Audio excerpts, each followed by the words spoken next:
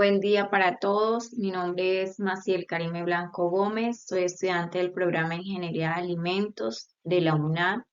Pertenezco al CEAT de Bucaramanga. El día de hoy estaremos hablando de cromatografía líquida y de gases.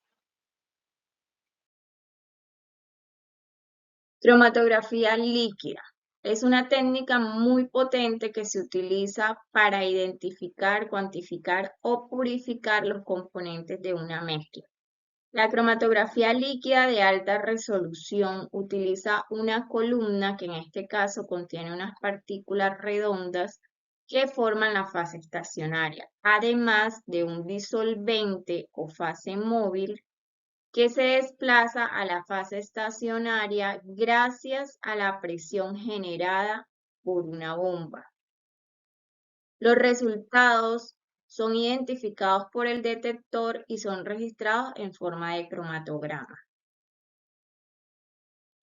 Los componentes básicos en la instrumentación para cromatografía líquida de alta resolución básicamente consiste en un sistema compuesto por bombas de alta presión, un sistema de introducción de la muestra que corresponde al inyector, una columna cromatográfica, el acoplamiento de un sistema de detección que corresponde al detector y un sistema de adquisición y tratamiento de datos que permita visualizar la separación.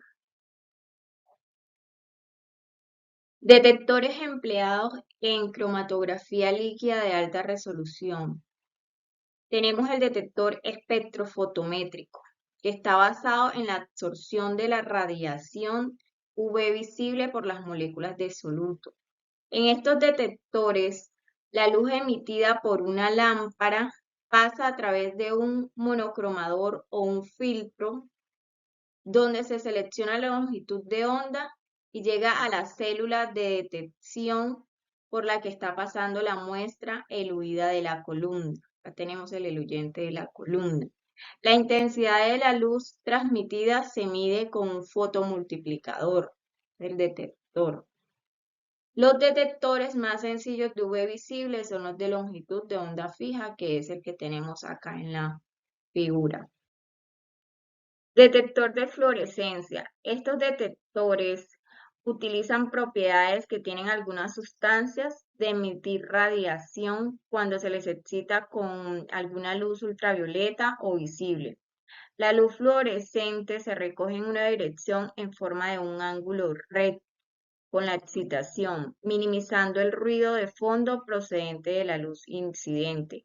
En el monocromador se selecciona la longitud de onda y en el fotomultiplicador se mide la intensidad de la luz transmitida.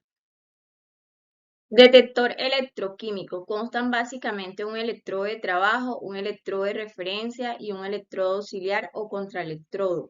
En el electrodo de trabajo es donde se va a realizar la oxidación o la reducción y estos pueden ser de mercurio, oro, pasta de carbón o carbón vítreo. Los electrodos de referencia pueden ser de plata, cloruro de potasio, 3 molar y los electrodos auxiliares pueden ser de carbón vítreo o de platino.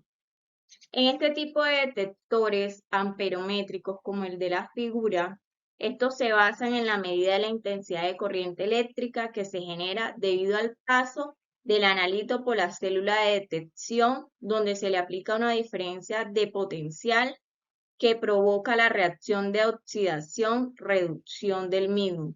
La intensidad de corriente eléctrica registrada cuando se aplica un potencial constante es proporcional a la concentración de las especies electrolizadas. Detector refractométrico.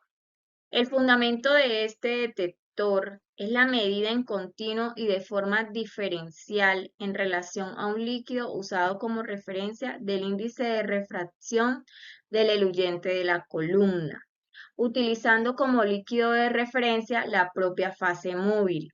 Puede determinarse la presencia de un soluto por los cambios provocados en el índice de refracción. En los detectores basados en la medida del ángulo de reflexión, como el de la figura, la diferencia del índice de refracción entre el líquido contenido en las células de medida y de referencia está relacionada con la variación de intensidad de un haz luminoso que sale en una dirección fija tras ser reflejado en la interfase de la célula de medida y de referencia.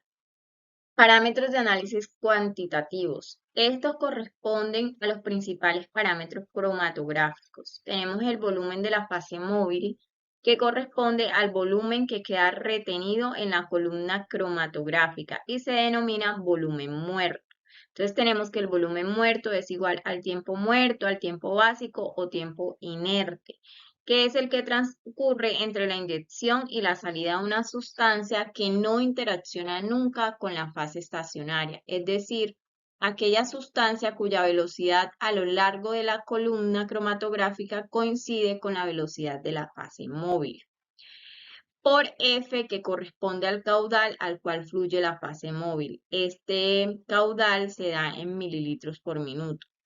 Factor de retención. Este es el factor de retención o factor de capacidad. Puede calcularse directamente del cromatograma como la relación entre el tiempo que permanece el analito en la fase estacionaria y el que permanece en la fase móvil, siendo independiente de la velocidad de esta.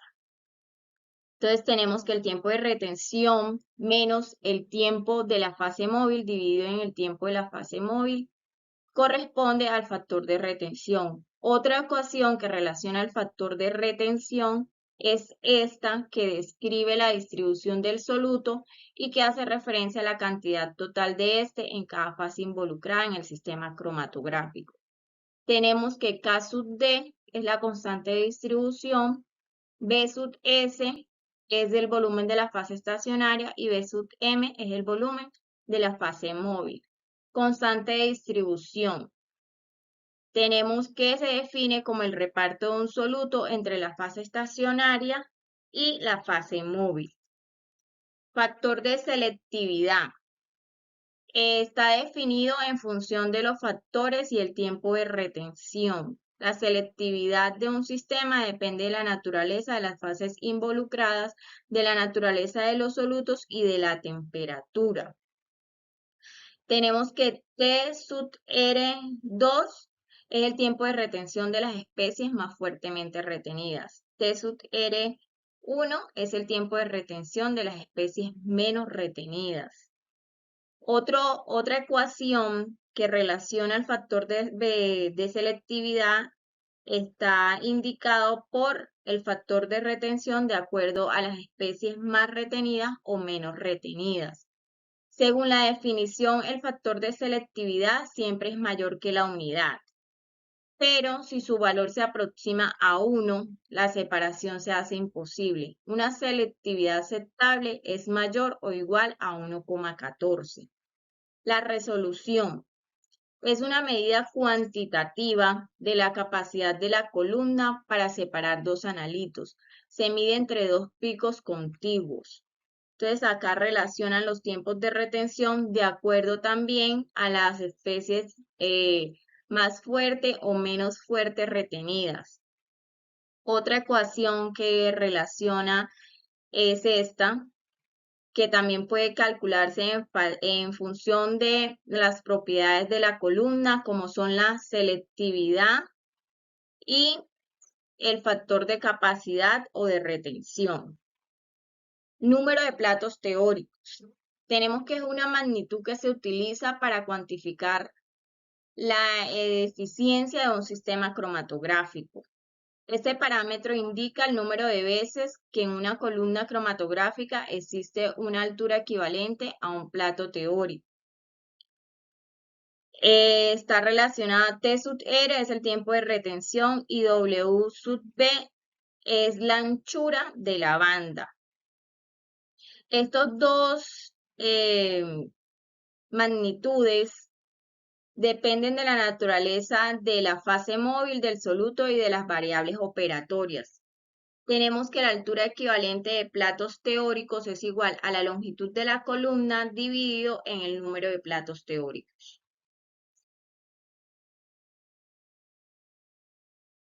Cromatografía de gases. Es una técnica cromatográfica en la cual la muestra se volatiliza y se inyecta en la cabeza de un mechero de una columna cromatográfica. Entre las técnicas cromatográficas utilizadas con fines analíticos, la cromatografía de gases es probablemente la técnica más ampliamente utilizada.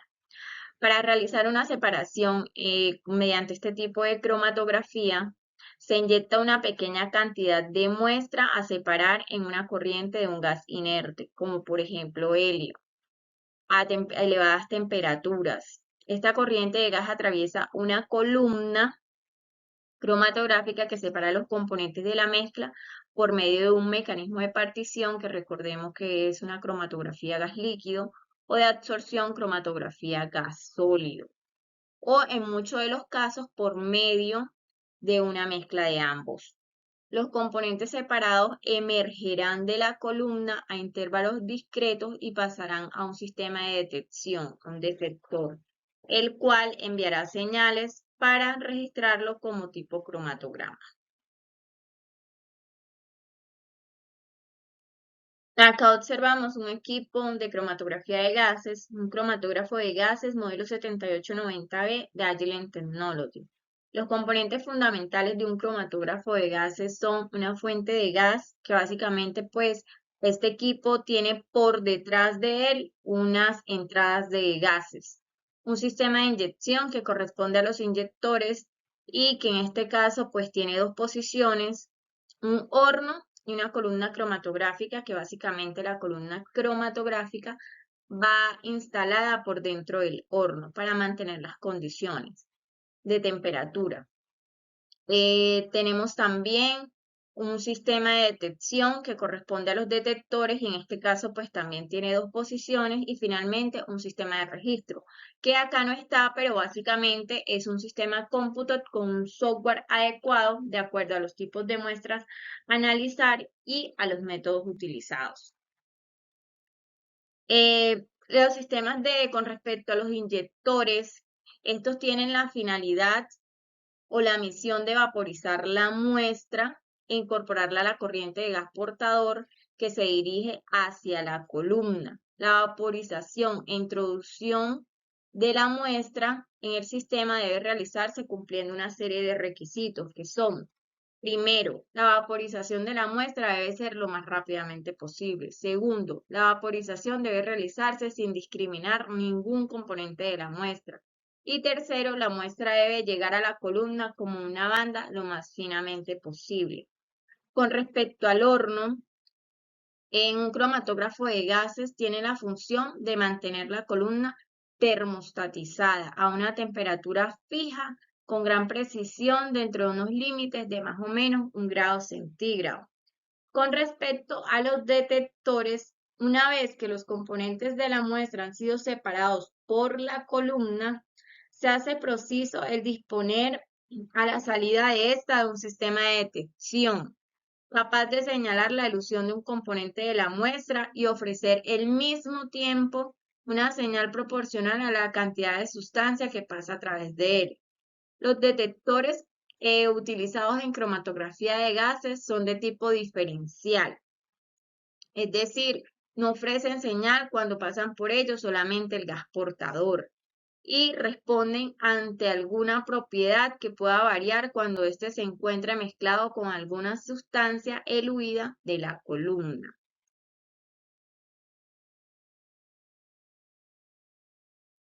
Detectores empleados en cromatografía de gases. Tenemos el detector FIN o detector de ionización de llama. En este tipo de detector, el gas portador o gas procedente de la columna se mezcla con el hidrógeno y esta mezcla se quema en una cámara con exceso de aire. Por encima de la llama se dispone de un colector cilíndrico o un electrodo colector con el fin de recoger los iones generados. Sobre este dispositivo se mide la corriente iónica que se establece entre la punta del quemador y el electrodo colector.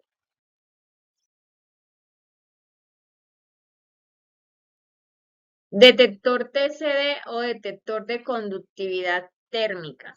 En este tipo de detectores, el gas portador o gas proveniente de la columna pasa a través de una cavidad termostatizada que contiene el elemento sensor, un hilo de metal calentado o un termistor. Cuando eluye una sustancia mezclada con el gas portador, la conductividad térmica varía y como consecuencia se produce un cambio de temperatura en el sensor. Este cambio de temperatura se traduce en una variación de una señal eléctrica, resistencia a voltaje según sea el elemento sensor, que es convenientemente amplificada y registrada.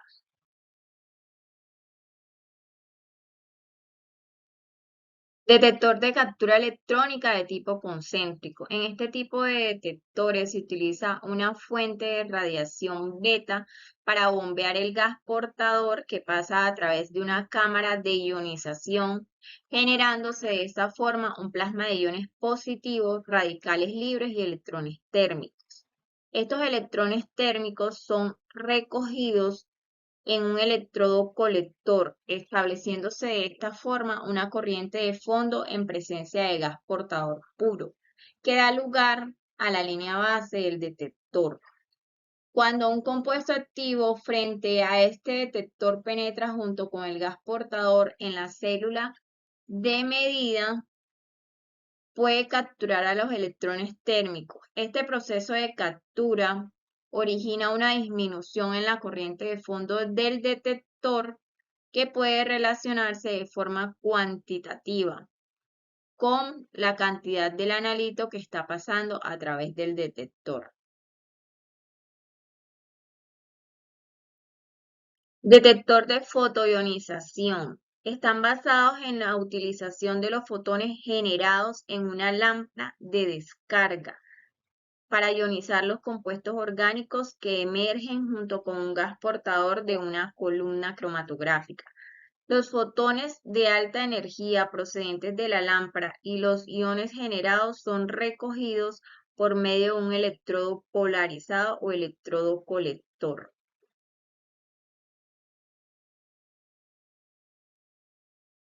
Detector fotométrico de llama.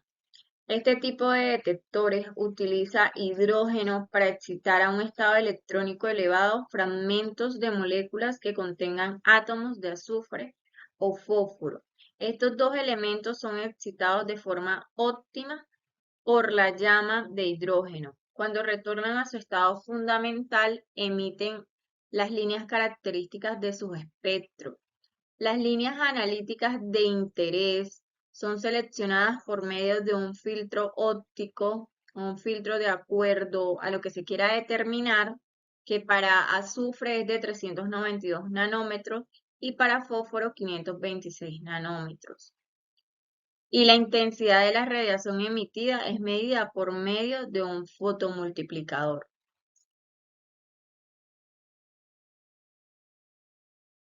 Detector de nitrógeno-fósforo. En este tipo de detectores, una perla de silicato de metal alcalino calentada eléctricamente se coloca entre el jet del detector y el electrodo colector, manteniéndose la perla a un potencial negativo para reducir la pérdida de metal alcalino. En la región de la perla se genera un plasma por medio de una mezcla aire-hidrógeno, utilizándose un flujo de hidrógeno muy bajo, normalmente entre 1 y 5 mililitros por minuto, insuficiente para mantener una llama, pero suficiente para mantener un plasma en el que puedan darse los fenómenos de ionización. Hemos concluido nuestro tema. Hasta una próxima oportunidad.